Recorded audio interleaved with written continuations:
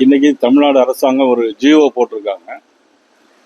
கர்நாடக மாநிலத்தை சேர்ந்த வெங்கட்ரமணா கோனங்கி ஜனநாயகம் படத்தினுடைய ப்ரொடியூசர், ஜனநாயகம் படத்தினுடைய கதாநாயகன், மதிப்புக்குரிய தமிழகத்துடைய முதலமைச்சர்.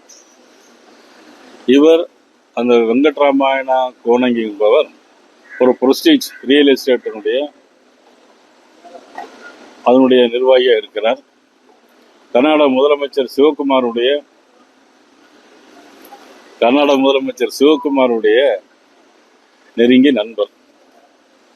இவரை தமிழகத்தினுடைய டெல்லி சிறப்பு பிரதிநிதியாக இன்னைக்கு தமிழக முதலமைச்சர் ஒரு ஜிஓல அறிவிச்சிருக்கிறாங்க.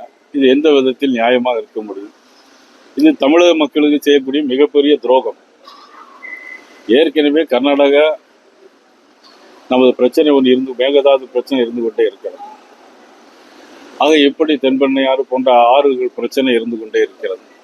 இந்த சூழ்நிலையில் டெல்லி சிறப்பு பிரதிநிதியாக இருந்தால் தமிழகத்திற்கு எப்படி ஒரு நீதி கிடைக்கும் என்பதுதான் பாரதிய ஜனதா கட்சியினுடைய ஒரு குற்றச்சாட்டு.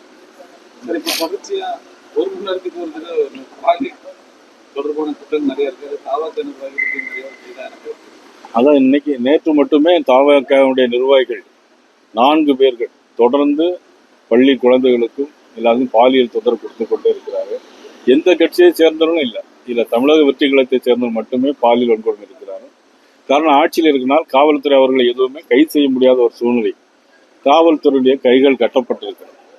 எப்படி பழைய ஆட்சி காலத்தில் கற்பழிப்பு சம்பவங்கள், பாலியல் வன்கொடுமை நடந்ததோ, எப்படி கஞ்சா போதைப்பு நடமாட்டம் அதிகமாக இருந்ததோ, அதே அளவுக்கு இன்றைக்கு தமிழகத்திலும் மிக மோசமான சூழ்நிலை போய்கொண்டிருக்கிறது. இதில் தமிழர்களுக்கு இடமே இல்லை என்கின்ற ஒரு சூழ்நிலையும் வந்திருக்கிறது. இதற்கெல்லாம் மக்கள் இனி வருங்காலத்தில் எப்படி தீர்ப்பு சொல்ல போகிறார்கள் என்பதுதான் தெரியவில்லை. முதலமைச்சர் மிகுந்த கண்டனத்தை பாரதிய ஜனதா கட்சியினுடைய சார்பாக நான் தெரிவித்துக்கிறேன். ஒரு முதலமைச்சர் என்கின்ற தன்மையில் அவர் நடந்து கொள்ளவில்லை. அந்த தகுதியும் அவருக்கு மறந்து கொண்டு கையை வீசி நான் சோழியை முடித்து விடுவேன் அப்படின்னா கழுத்தை வெட்டிடுவேன் அப்படின்னு முதலமைச்சர் சொல்றார். இது சினிமா நடக்கக்கூடிய சம்பவம் மாதிரி தான் இருக்கு. முதலமைச்சர் இப்படி சொல்வது எப்படி ஏற்றுக்கொள்ள முடியும்? அப்பா இல்லையே, காணலையேங்க, எந்த அப்பாவை தேடுறாருன்னு எங்களுக்கு தெரியல.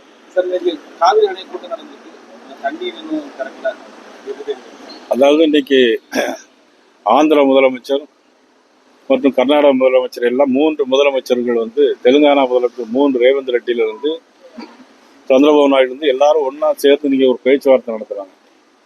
ஆனா தமிழ்நாடு முதலமைச்சர் எங்கன்னா சட்டமன்றத்துல அருவாளை வச்சு வெட்டிடுவேன் அப்படின்னு சொல்றாங்க. தமிழ்நாடு முதலமைச்சருக்கு தமிழகத்தை பற்றியோ மக்களை பற்றியோ கவலை இல்லை என்பது ஏற்கனவே 3 மாநில முதலமைச்சர்கள் கூட்டம் போட்டு பேசுறாங்க. அதில் இவர் கலந்து கொண்டிருந்தால் கூட நன்றாக இருந்திருக்கும். அதற்கும் இவர் போக முடியவில்லையா, தெரியவில்லையா, எப்படி நடக்க வேண்டும் என்று தெரியவில்லையா என்ற கேள்வியை நாங்கள் எழுப்புகிறோம். அதாவது போதைப் பொருள் கலாச்சாரத்தை ஒழிப்பது பற்றி மாராத்தான் ஓடினா முடியாது. வேலை செஞ்சக்கூடிய காவல்துறையை அவங்க இயக்க விடும், காவல்துறையை சுதந்திரமாக இயங்க விடும். அப்பந்தான் போதைப் பொருள் கலாச்சாரத்தை முடிக்கும். சினிமாவில் ஓடுற மாதிரியே ஓடிக்கிட்டு ஸ்டுடியோக்குள்ள நடக்கிற மாதிரியே சட்டமன்றத்தில் நடத்திட்டு இருந்தா எந்த பலனும் இருக்காது. இதில் மக்கள் தான் எப்படி வாக்களித்தார்கள், எப்படி அதை திரும்ப போகிறார்கள் என்பதுதான் தெரியும். மற்றும் ஆப் ஸ்டோரில் இருந்து பாலிமர் செயலியை QR கோடு மூலம் பதிவிறக்கம் செய்யுங்கள். செய்திகளை உடனுக்குடன் பெறுங்கள்.